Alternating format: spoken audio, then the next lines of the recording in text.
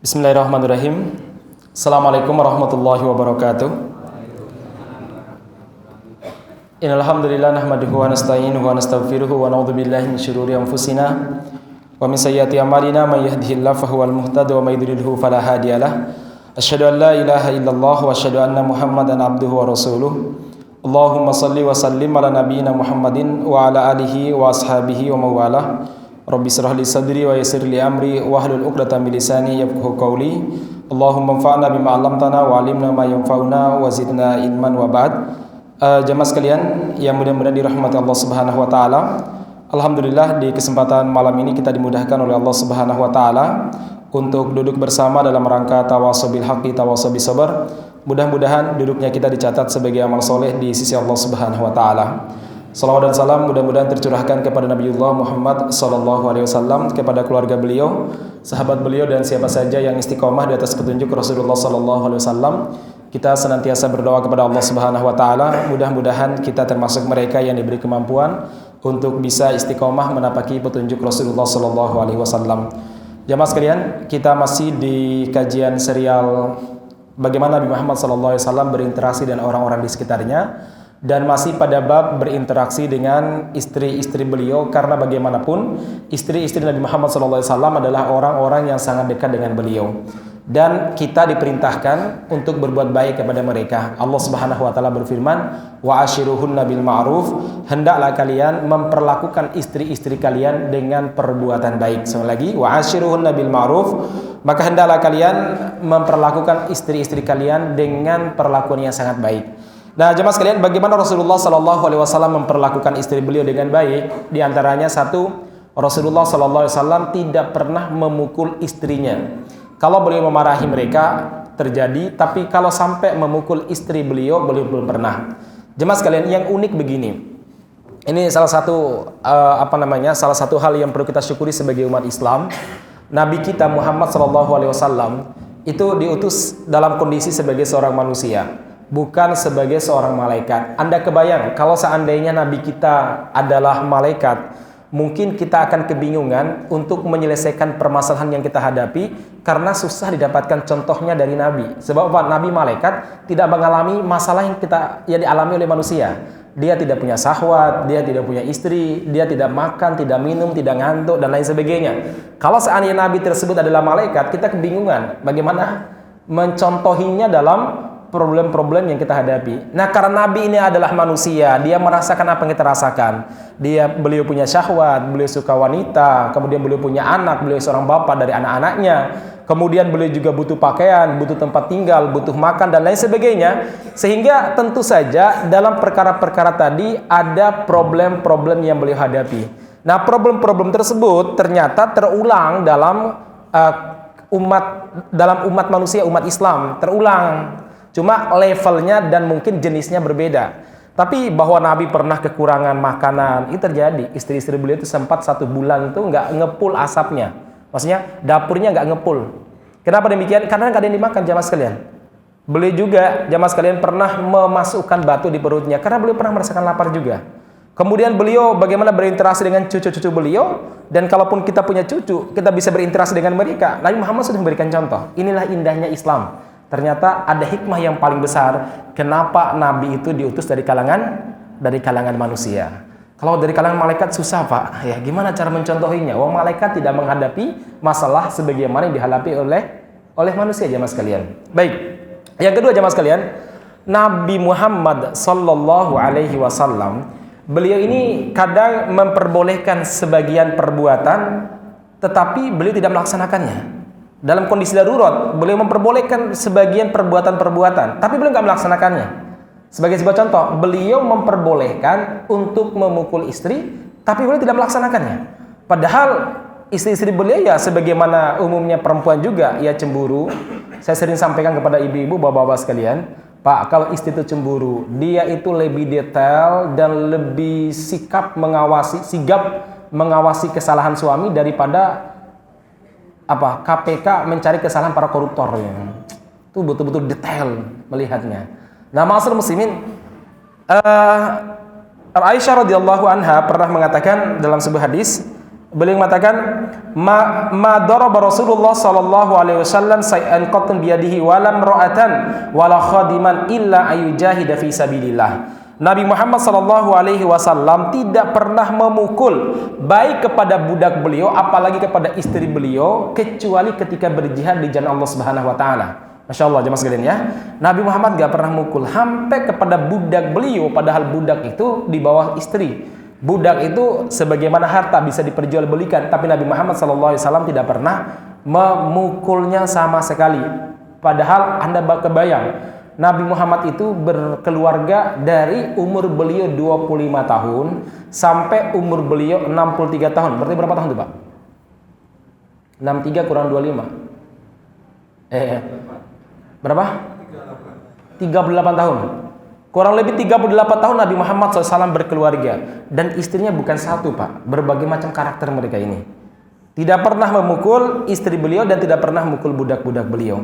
Beda dengan sebagian umat Islam yang begitu gampang memukul bahkan mencambuk istrinya. Jemaah sekalian, ada kasus yang sampai kepada kami dan kita diminta untuk memediasi. Ada ibu-ibu yang ingin pisah dari suaminya. Cuma karena dia nikah di bawah tangan, mau saya nikah siri. Dia bingung. Kenapa nikah siri? Karena dia nikah istri kedua ya. Nah jemaah sekalian, dia bingung mau minta hulu kemana? Nggak punya surat-surat. Sementara suaminya nggak mau menceraikannya. Dan dia yang bingung lagi adalah apa? Keluarganya saat itu mempermasalahkan pernikahan tersebut. Jadi mau balik keluarganya juga malu. Mau minta hulu ke pengadilan nggak punya apa? Nggak punya surat-surat, sementara dia minta kepada suaminya untuk menceraikan, suami nggak mau. Kenapa seperti itu? Ceritanya kepada kami, suaminya ini ringan tangan, gampang mukul, bisa menjadi sansak hidup itu istri ya. Masyaallah muslimin yang mudah-mudahan Allah Subhanahu wa taala, inilah yang perlu kita sampaikan bahwa memang sih dalam pernikahan di Islam nggak ada keharusan untuk memiliki surat-surat pernikahan. Tetapi itu adalah bagian daripada administratif ketika kita punya masalah. Dan saya sering sampaikan kepada teman-teman, kalau Anda nikah, mau nikah pertama, nikah kedua, atau nikah kesekian, tetaplah memberikan namanya surat nikah kepada istri-istri kita. Kenapa demikian? Kalau dia punya problem, dia bisa punya solusi. Ya, apalagi kalau keluarganya jauh dari kita, misalkan dia orang Sumatera sana, orang Aceh sana, nikah kemudian nggak punya surat nikah, itu kacau balau kehidupannya. Kasihan. Dia hidup sebagaimana hidup di sebuah penjara. Nah, masyaallah muslimin yang mudah-mudahan dirahmati Allah Subhanahu wa taala, kasus seperti ini ternyata banyak sekali ya. Istri menjadi bulan-bulanan suami. Bahkan sampai istri keguguran dan lain sebagainya, itu banyak kejadian di masyarakat kita. Masyaallah muslimin yang mudah-mudahan dirahmati Allah Subhanahu wa taala, Rasulullah sallallahu alaihi wasallam juga pernah bersabda, la tadribu ima Allah. Janganlah kalian memukul ima Allah, budak perempuan Allah, maksudnya wanita. Jangan pernah memukul wanita-wanita kalian. Nah, jemaah sekalian yang mudah-mudahan dirahmati Allah Subhanahu wa taala, ketika Umar mendengarkan sabda Nabi Muhammad SAW bahwa kita dilarang untuk memukul istri, Umar ini lapor sama Nabi. Kenapa? Beliau di sekitar beliau sudah mulai banyak perempuan yang wani karo suaminya ya, yang berani nantang suaminya. Ya Rasul, kalau kami nggak boleh memukul, terus bagaimana dengan istri-istri kami? Kalau kami protes, dia lebih protes. Kalau dia bersuara, dia lebih keras suaranya. Namanya perempuan kan biasanya suaranya kerasnya luar biasa. Ya Rasul, gimana cara kami mengingatkan mereka ya Rasulullah? Akhirnya Rasulullah Sallallahu Alaihi Wasallam mengatakan, jika kalian ingin memberikan pelajaran kepada istri-istri kalian atau kepada wanita-wanita kalian, maka boleh kalian memukul dengan pukulan ringan, ghairu mubarraj. Pukulan tersebut tidak membekas dan hindari daerah bagian depan, terutama wajah. Ya, kalau mukul silakan pukul bagian pahanya atau pukul bagian pantatnya. Jangan pukul hal yang di depan, karena depan itu sangat membahayakan, apalagi kalau seorang perempuan sedang hamil, apalagi yang terkena adalah apa? Adalah wajahnya. Boleh, itu pun kalau darurat. Sekali lagi, pintu itu dibuka ketika darurat. Ibarat pintu pesawat emergensi itu ya, itu dibuka kalau ada darurat. Kalau enggak ya enggak usah. Nah, masyaallah muslimin yang mudah-mudahan dirahmati Allah Subhanahu wa taala, ya. Rasulullah sallallahu alaihi wasallam juga pernah bersabda ketika ada sebagian istri yang mengadukan kepada Rasulullah karena suaminya suka memukul. Nabi Muhammad SAW mengatakan, laqad tafa bi ali Muhammad nisaun katsirun yashkuna azwajahunna laisa ulaika bi khiyarikum. Kemudian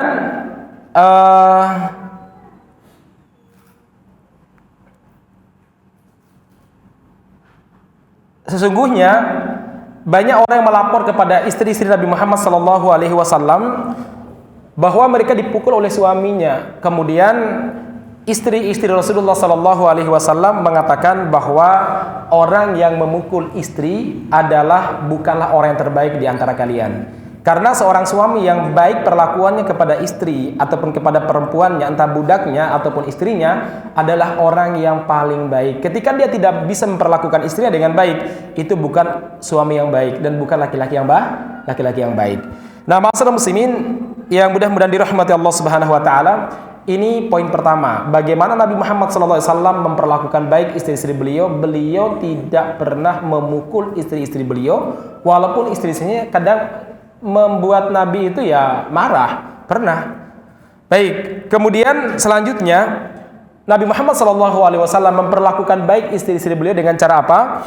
Rasulullah SAW memerintahkan kaum laki-laki untuk berbuat baik kepada kaum wanita. Rasulullah SAW pernah bersabda dalam sebuah hadis yang sangat panjang, istausu bin nisa'i khairan fa innahunna khuliqna min dhala' wa inna a'waja shay'in fid dhali' alahu fa in dhahabta tuqimuhu kasartahu wa in taraktahu lam yazal a'waj fastau bin nisa'i khairan. Nabi Muhammad SAW pernah bersabda dalam sebuah hadis yang sangat panjang, wanita diciptakan dari tulang rusuk, bukan tulang punggung. Sekali lagi ya, tulang rusuk itu tulang yang lemah, beda sama tulang punggung. Tulang punggung itu kuat. Makanya kalau ada laki-laki kok menggantungkan dirinya kepada istrinya, ini laki-laki telah memperlakukan tulang rusuk sebagai tulang punggung. Seharusnya bekerja itu laki-laki, bukan istrinya, kecuali kalau dia terkena penyakit. Nah, istrinya mau kerja itu urusan lain. Baik, yang pertama Rasulullah mengatakan, memberitahu kepada kita, wanita itu diciptakan dari dila', yaitu dari tulang rusuk, dan tulang rusuk kiri yang paling atas. Saya nggak begitu paham anatomi tubuh manusia, tapi yang saya baca, tulang rusuk yang paling bengkok adalah tulang rusuk yang paling atas ini, yang sebelah kiri. Kalau tulang rusuk agak bawah kan bengkoknya nggak terlalu melingkar ya mas kalian. Kalau yang atas kan betul-betul bengkok sekali. Nah, Nabi Muhammad SAW mengatakan, ya, kalau engkau berusaha meluruskannya, kalau kita berusaha keras meluruskannya dengan keras, kasartah, maka kamu akan mematahkan tulang rusuk tersebut. Wa intarak tahu, tapi kamu biarkan terus, nggak kamu luruskan, maka akan terus bengkok, Terus Nabi Muhammad mengatakan, fastau bin nisa'i khairan, maka berikanlah nasihat kepada perempuan-perempuan kalian. Nah, jemaah sekalian yang mudah-mudahan dirahmati Allah Subhanahu wa taala. Kemudian Nabi Muhammad SAW melanjutkan hadisnya, maka pahamilah perilakunya, engkau akan bahagia hidup bersama dengannya. Jadi di sini banyak sekali pelajaran yang bisa kita ambil dari hadis yang disampaikan oleh Rasulullah SAW ini.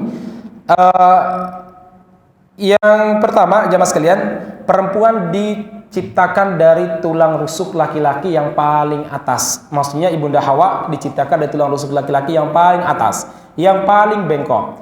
Nah, Rasulullah SAW mengingatkan kita diwajibkan untuk meluruskan tulang rusuk tersebut biar bermanfaat, jangan dibiarkan bengkok. Tapi dalam meluruskannya nggak boleh sekali waktu kemudian dengan kasar maupun keras. Kenapa? Karena tulang rusuk ini kalau diluruskan dengan paksa maka dia akan patah. Tapi kalau kita biarkan, nggak pernah kita luruskan, dia akan terus bengkok. Nah, itu satu. Nah, bagaimana cara meluruskannya? Rasulullah mengatakan fastausu bin nisa'i khairan, yaitu sering-seringlah menasehati perempuan itu dengan baik. Walaupun kadang dinasihati mungkin ngeyel, melawan dan lain sebagainya, teruslah memberikan nasihat. Dalam setiap kesempatan Rasulullah SAW selalu memberikan nasihat kepada istrinya. Ketika makan beliau beri nasihat kepada mereka, ketika berjalan-jalan beliau beri nasihat kepada mereka, saat berangkat ke masjid bareng-bareng beliau ngobrol sambil memberikan nasihat kepada mereka. Bahkan ketika mau tidur pun beliau memberikan nasihat kepada istri-istri beliau. Jamaah sekalian, jadi sekali lagi, di antara cara untuk memperbaiki perempuan dalam konsep Nabi Muhammad SAW adalah memberikan nasihat. Tentu memberikan nasihat itu nggak selamanya dengan cara yang kaku, duduk, misalkan, "Mah, sini duduk, aku mau beri nasihat kepada kamu, dengarkan baik-baik." Oh, nggak selamanya kaku seperti itu. Ya, saat berjalan ke masjid memberikan nasihat. Kadang memberikan nasihat itu nggak selamanya mbok gini, enggak. Terkadang memberikan nasihat itu kadang dengan cara menceritakan, entah menceritakan kehidupan orang lain, menceritakan kehidupan wanita-wanita pada zaman salaf, menceritakan kehidupan sahabat-sahabat perempuan yang dijamin oleh Rasulullah SAW masuk jannah misalkan, tanpa mengguruinya Anda menceritakan kisah-kisah tersebut, tentu perempuan yang cerdas akan mengambil pelajaran. Jadi suami itu butuh banyak ilmu dibandingkan istri, karena tanggung jawab suami lebih banyak daripada istri. Saya sering menyampaikan jamaah sekalian dalam beberapa kesempatan bahwa perempuan dengan laki-laki itu lebih enakan perempuan kalau masa masuk surga. Kenapa? Perempuan itu cukup menjaga 4 hal, insya Allah sangat akan dimudahkan oleh Allah Subhanahu Wa Taala masuk surga. Yang pertama, Rasulullah SAW mengatakan, "Innal mar'ata idza shollat khamsaha."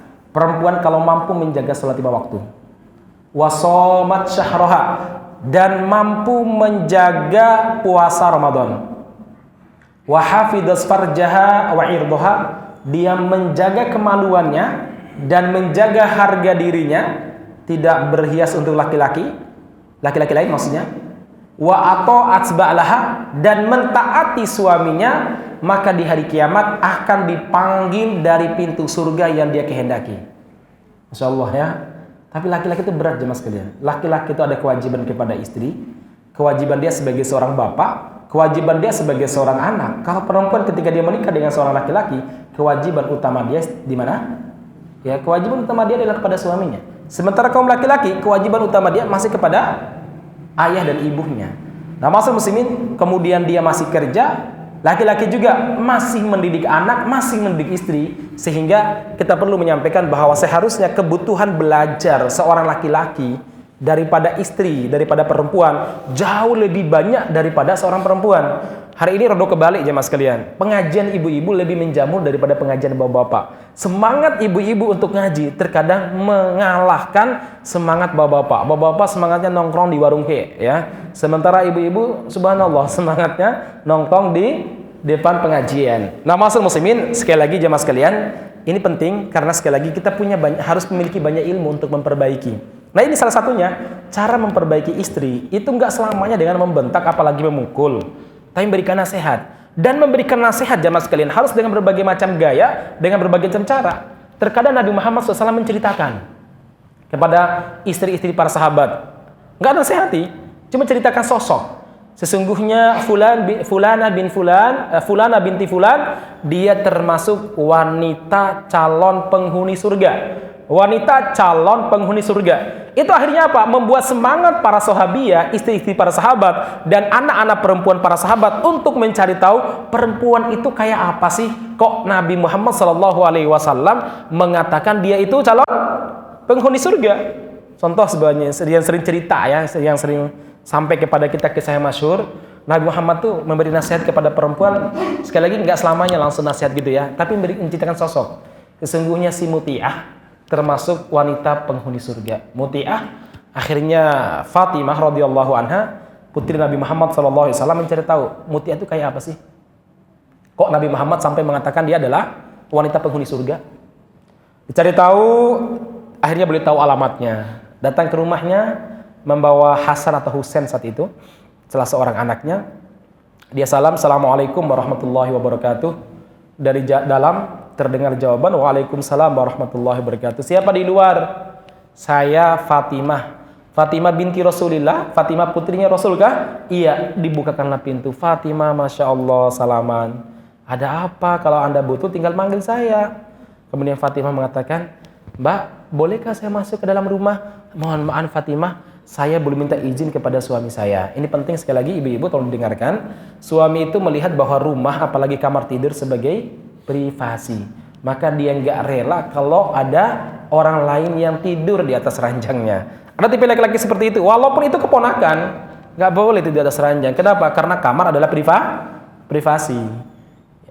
Nah, jemaah sekalian, akhirnya jemaah sekalian saat itu dia mengatakan, Fatimah, gimana kalau kamu datang besok lagi? Saya akan izin dulu kepada suami saya. Oh boleh.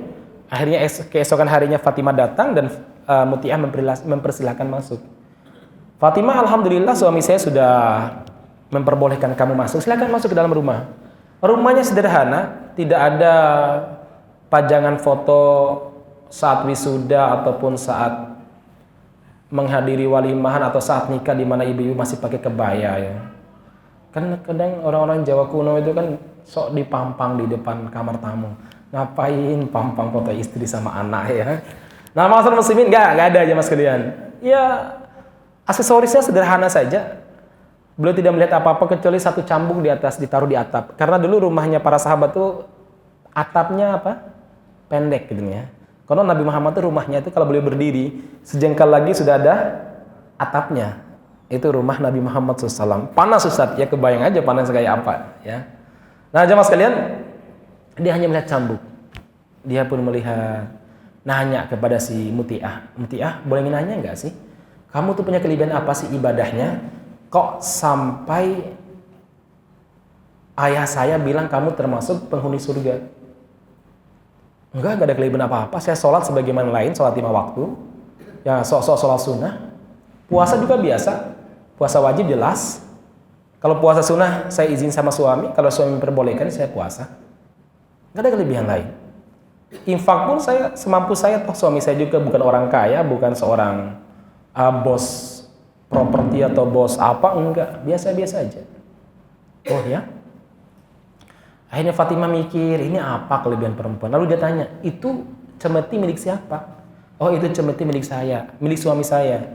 Lo buat apa? Jadi begini Fatimah, kalau suami saya pergi, dia bilang saya di rumah, saya nggak akan keluar.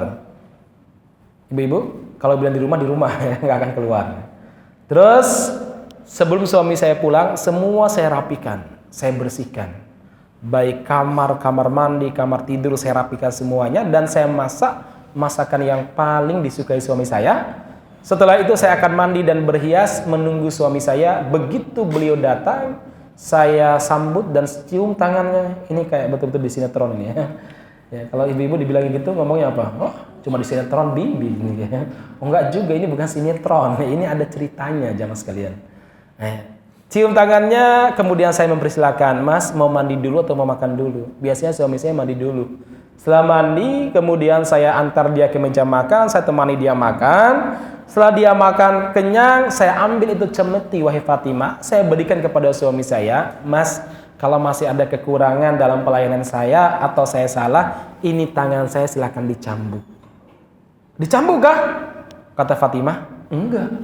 Justru dipeluk dan saya dibawa masuk ke dalam kamar. Masyarakat muslimin yang mudah-mudahan dirahmati Subhanahu wa taala, inilah kadang Rasul itu memberikan nasihat, enggak selamanya kamu kudu kalau suamimu datang kamu begini-begini, enggak perlu ya.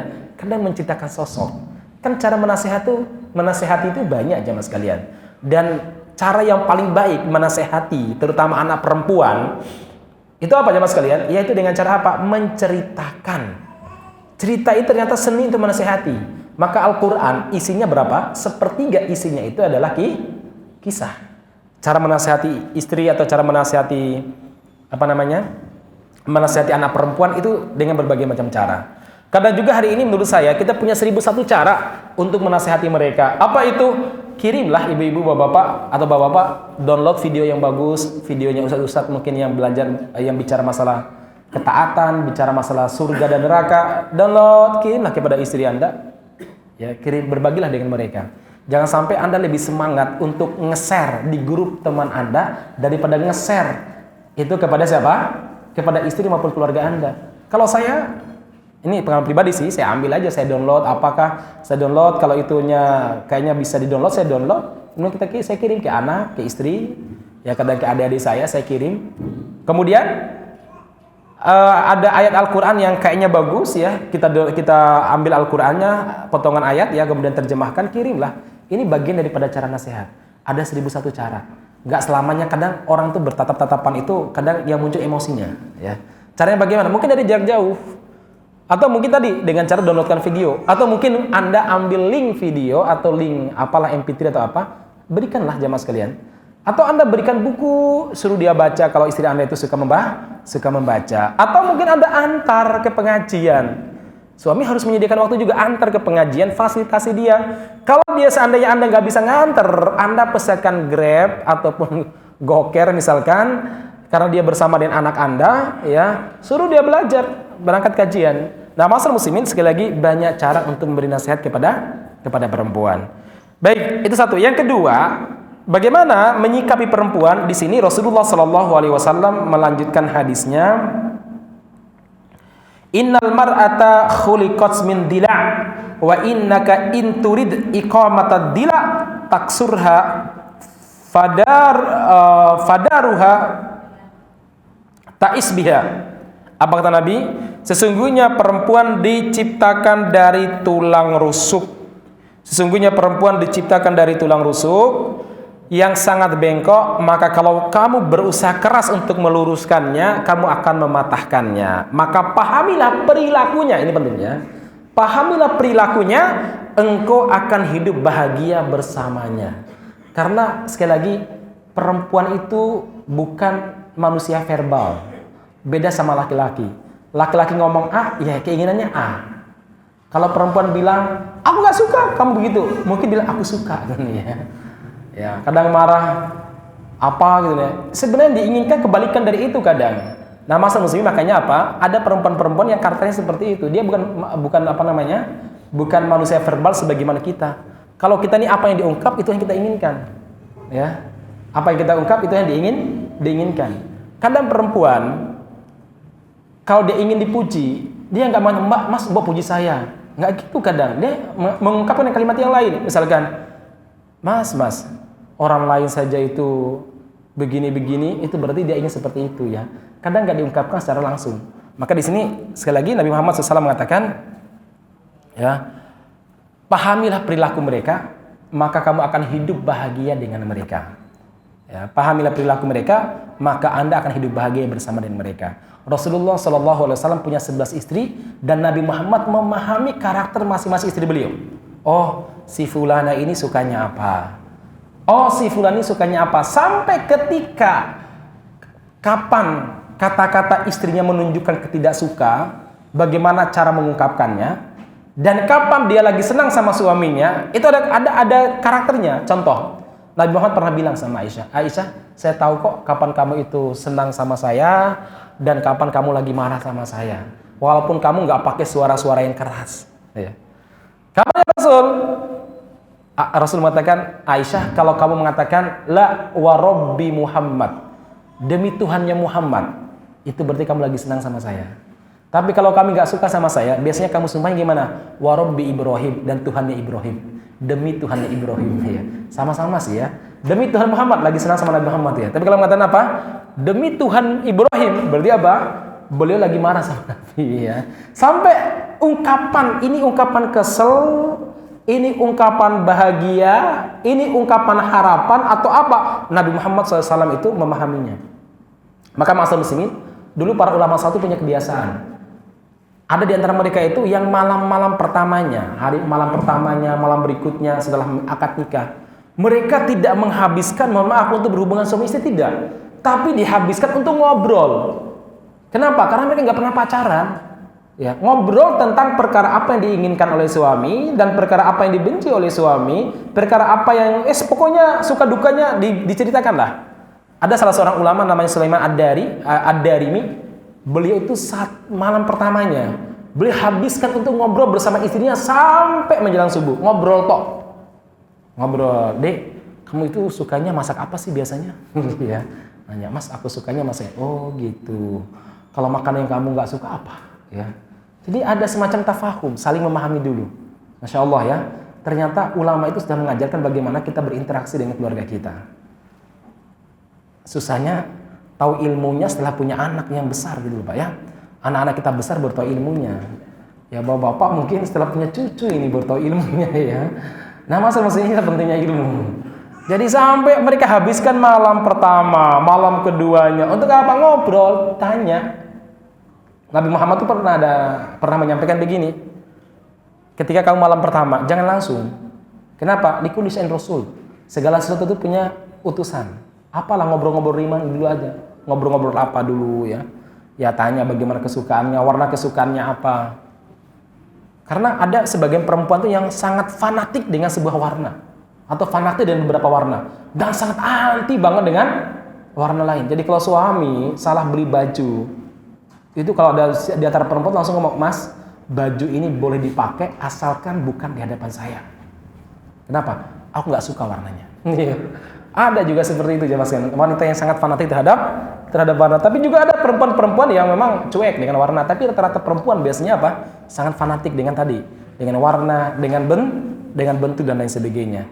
Hatta ada sebagian perempuan tuh kalau ada suami yang tidak konsultasi sama dia motong rambut itu tersinggung. Salah satunya istri saya tuh. Jadi kalau mau potong rambut tuh ngasih tahu dulu sendiri. Ya, biar apa? Biar dia ngasih saran. Oh, nanti begini-begini ya mas ya. Padahal dalam hati, alah cuma potong rambut rek ini ya. Tapi nggak apa-apalah ya. Toh nggak pakai biaya juga memberitahu kan ya. Cuma memberitahu aja. Nah jemaah sekalian yang mudah-mudahan dirahmati Subhanahu wa taala. Ini jadi cara untuk memperbaiki perempuan di antara yang di sini disebutkan oleh Nabi, nasihatilah.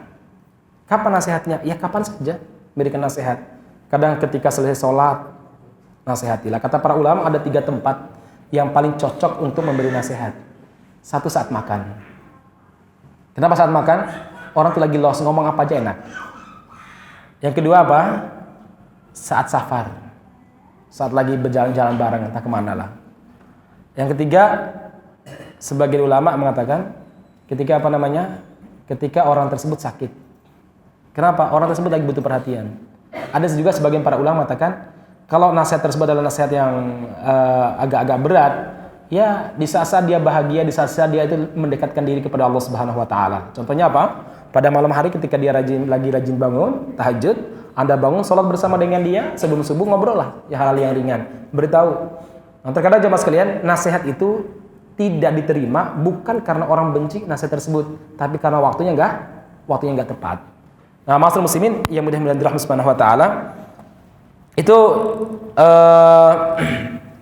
yang berikutnya ya.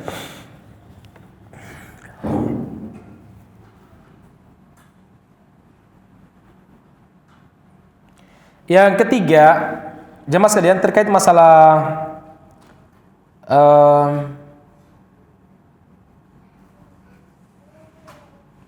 perempuan, Rasulullah Shallallahu Alaihi Wasallam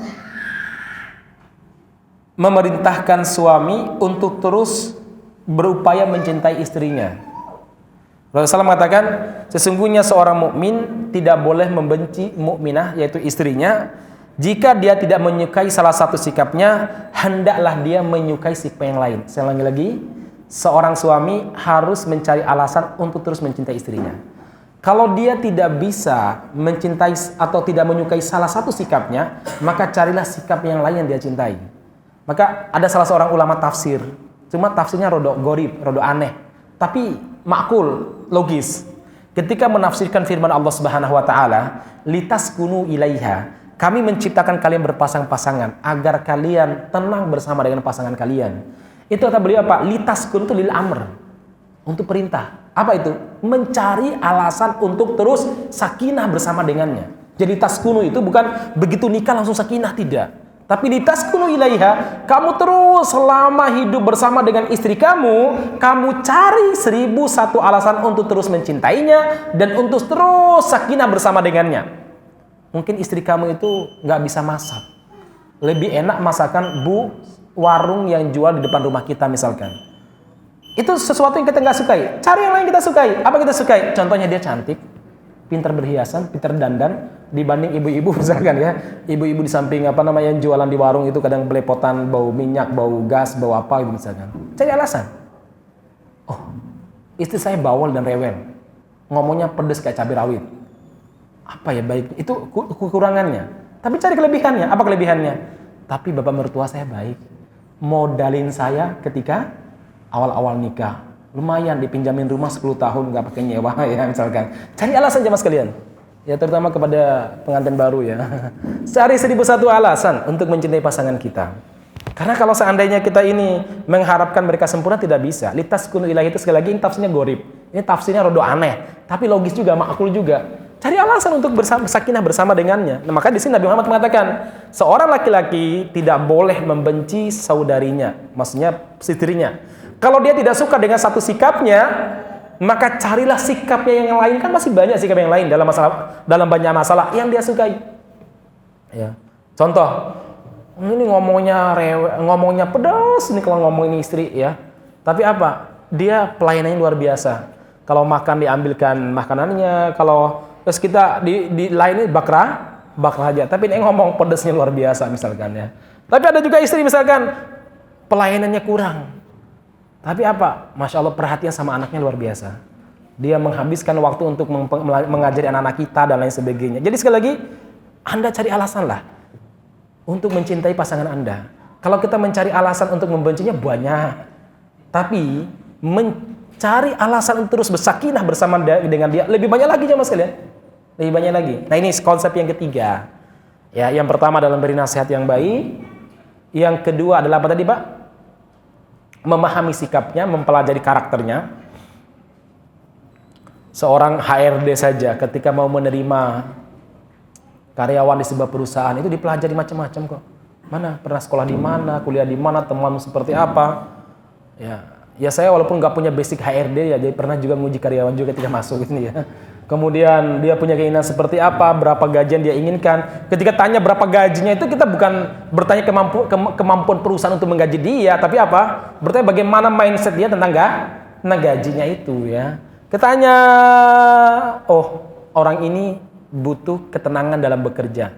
Masalah gaji berapa dia nggak terlalu mempermasalahkan. Alhamdulillah, walaupun gajinya itu di bawah UMR misalkan, tapi ketika kerjanya enak, lingkungannya baik, teman-temannya sama-sama baik, dia mampu bertahan. Kenapa? Dia punya alasan untuk bertahan. Itu hanya untuk mengangkat karyawan, di mana kita bertemu dengan karyawan sehari itu cuma 8 jam, atau bahkan mungkin cuma 5 jam, atau bahkan nggak bertemu. Nah sementara untuk memahami istri ini ketemunya 24 jam bersama dengan kita. Makanya apa? Memahami karakternya itu kewajiban seorang suami. Dan hal yang sama juga demikian jemaah sekalian. Seorang istri wajib memahami karakter suaminya. Kira-kira kalau suaminya ngomong itu suka atau bagaimana? Kira-kira kalau suami ditanya kemudian pura-pura tidur itu kenapa? Ketika suami itu pakai pakai kalimat sayang atau memanggil nama, kapan dia panggil nama, kapan dia manggil sayang. Oh kalau panggil nama itu maksudnya begini, kalau panggil sayang itu mungkin ingin dibela gitu ya. Kan ada suami sebagian laki-laki itu punya kode khusus ya. Punya kode khusus dan password khusus untuk menyatakan sesuatu kepada istrinya tanpa harus menyatakan apa? Terus terang, ma'asyiral muslimin. Jadi sekali lagi ini yang kedua. Yang ketiga ma'asyiral muslimin, yang tidak lebih penting yang tidak kalah pentingnya adalah apa? Carilah alasan untuk terus mencintai pasangan kita. Carilah alasan untuk terus sakinah bersama dengan siapa? Dengan pasangan kita. Soalnya ma'asyiral muslimin banyak kejadian itu. Ini sekali lagi saya mungkin walaupun lebih muda daripada bapak-bapak, ya banyak juga yang curhat sama kita, baik bapak-bapak maupun ibu-ibu. Baru nikah 5 tahun. 5 tahun itu baru ya. Itu sudah gonjang, atau bahkan 2 tahun, atau bahkan 1,5 tahun ya. Udah goyang luar biasa. Kadang saya sih jawabannya sepele aja sih. Mungkin ibu kurang membelai suaminya, Bu. Sudah Ustadz. Oh, satu lagi Bu. Mungkin saat Anda membelainya, Anda nggak pakai parfum, belum mandi, mungkin begitu ya. Atau apalah. Jemaah sekalian, kadang hal-hal yang sepele, tapi kalau nggak diperhatikan, itu sangat merusak. Maka nanti di sini jemaah sekalian, yang berikutnya, cara yang keberapa? Yang keempat adalah apa? Rasulullah Shallallahu Alaihi Wasallam sangat menjaga perasaan istri beliau. Jadi perasaan ini betul dijaga oleh Nabi Muhammad SAW. Jemaah sekalian, ini butuh ilmu khusus dan butuh kepekaan, bukan kepekoan, maaf ya. Ini butuh kepekaan untuk mengetahui rasa. Karena rasa itu nggak bisa dilihat dengan kasat mata. Kalau kita melihat warna, oh tahu ini warna merah, ini warna hitam, oh ini warna putih, kita tahu. Oh kalau gelap berarti kita jalan motornya pelan-pelan. Kalau terang, apalagi jalannya bagus, mulus ya, kemudian nggak ada goncangan, nggak ada lubang, kita boleh kencang. Tapi kalau jalannya penuh dengan lubang, kita harus hati-hati. Itu kalau jalan jamaah sekalian. Tapi kalau perasaan tuh nggak bisa dinilai dengan cara seperti itu. Itu butuh adzauq, butuh apa namanya? Butuh rasa dan butuh kepekaan yang luar biasa.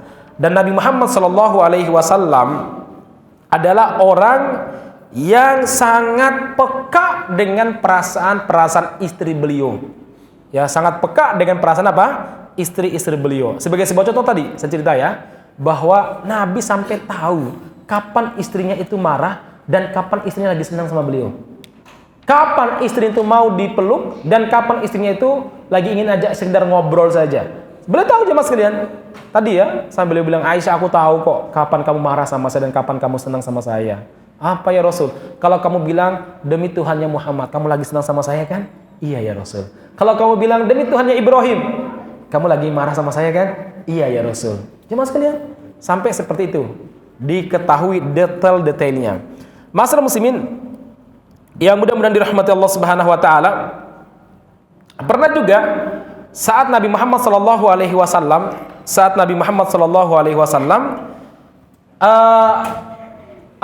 melihat istri-istri beliau menangis, entah karena sakit haid atau sakit karena naik kuda, mungkin karena saking lama saking, kan naik kuda itu beda loh sama naik mobil. Naik mobil Anda bisa kursinya bisa Anda tidurkan nyenyak. Naik kuda sama naik unta itu berat jemaah sekalian. Saya dulu sering naik kuda, saya dulu joki ketika masih kecil. Nah, masyarakat muslimin, apalagi kalau nggak ada pelana, ya, aduh, pantat kasihan tuh ya. Nah, masyarakat muslimin, pernah suatu waktu Nabi Muhammad SAW itu berangkat haji bersama dengan Sofia, kemudian beberapa istri beliau diajak haji bersama. Nah, yang membawa unta istri-istri Nabi ini, dia memacu untanya, ditarik unta itu. Nabi Muhammad paham. Apa kata beliau? Wahai para pembawa unta, pelanlah. Sesungguhnya yang naik unta adalah kaum wanita, bukan laki-laki. Karena sesungguhnya perempuan itu, kata Rasulullah SAW, itu seperti botol kaca. Seperti apa? Botol kaca. Tahu botol Pak? Kaca. Halus bagian luarnya, tapi kalau pecah gimana? Susah ya. Kalau udah retak itu susah jemaah sekalian. Perempuan kan gitu perasaannya. Kalau dia udah kecewa berat, udah susah. Nah, kemudian ternyata betul istri-istri Nabi merasa kesakitan. Akhirnya ada di antara mereka yang nangis. Karena nggak berani ngomong tapi nangis. Lalu apa? Nabi Muhammad SAW mengusap air mata mereka, kemudian memeluk mereka. Jadi bapak-bapak, kalau ada istri yang menangis, Anda nggak boleh mengatakan jangan menangis. Menangis itu adalah cara dia untuk mengungkapkan sebuah masalah. Kewajiban Anda adalah apa? Membelai dia, mengusap air mata dia, dan menyediakan bahu Anda untuk dia gunakan untuk untuk merebahkan, mengosongkan beban dia. Jadi laki-laki yang baik itu bukan laki-laki yang melarang istri itu menangis, tapi laki-laki yang siap mengusap air mata istrinya ketika dia menangis dan menyediakan dadanya ataupun bahunya untuk bersandar istrinya saat dia itu melepaskan beban. Tapi ketika istrinya menangis, enggak kemudian dasar wanita cengeng, baru naik unta aja begitu. Itu enggak ada sikap mujahidah, enggak ya. Ya boleh nanya, boleh usap air matanya, ya boleh peluk. Sampai sekarang di Jakarta ini, kalau di luar negeri udah sering ya, ini sudah mulai ada namanya jasa peluk. Jasa curhat sama jasa peluk. Ya. Ini bisa buka bapak-bapak kalau punya seni mendengar dan seni memeluk. Itu ada namanya apa? Jasa peluk sama jasa curhat. Jadi orang itu kan butuh curhatan, melampiaskan perasaan dia. Ya dia cuma butuh dengar aja. Dan butuh dipeluk. Ya kalau laki sama laki, perempuan sama perempuan. Masyarakat muslimin, ternyata Rasulullah SAW sudah mengajarkan kepada kita bagaimana kita ini membangun hubungan baik dengan istri kita. Baik, di kesempatan malam ini mungkin 4 itu saja yang perlu kita pahami. Ya mudah-mudahan kita bisa mempraktekannya terutama bagi kaum suami ya. Nah, ma'asyiral muslimin yang mudah-mudahan dirahmati Allah Subhanahu wa taala, termasuk ya ketika Sofia itu nangis luar biasa. Kenapa? Karena diejek-ejek sama istri beliau, istri yang lain, karena dianggap bahwa Sofia ini keturunan orang Yahudi, bapaknya masuk neraka dan macam-macam. Rasulullah SAW itu menenangkan Sofia. Beliau mencari alasan untuk bisa menghibur Sofia. Enggak. Siapa bilang kamu lebih rendah daripada mereka, daripada Hafsah, walaupun Hafsah itu adalah putrinya Abu Bakar, putrinya Umar, Aisyah itu putrinya Abu Bakar. Enggak. Kamu lebih baik dari mereka, Sofia. Apa baikan kamu? Nenek moyangmu nabi, saudaramu nabi. Kan nenek moyangnya orang Yahudi itu apa? Para nabi. Ya. Sementara nenek moyangnya mereka ini, maksudnya istri yang lain, nggak ada yang nabi. Nabi itu jauh sana, Nabi Ismail. Ya. Sementara kalian tuh banyak sekali nabinya. Terus tenanglah, nggak usah dengerin mereka itu. Ya. Jadi cara Nabi menghibur istri beliau kadang seperti itu. Baik, ma'asyiral muslimin yang mudah-mudahan dirahmati Subhanahu wa taala. Ini baru pada bagaimana bermuamalah dengan istri dengan cara yang baik. Demikian, mudah-mudahan bermanfaat. Barakallahu fikum ajma'in. Kita akhiri dengan doa kafaratul majlis. Subhanakallahumma rabbana bihamdika asyhadu an la ilaha illa anta astaghfiruka wa atubu ilaik. Walhamdulillahirabbil alamin. Assalamualaikum warahmatullahi wabarakatuh.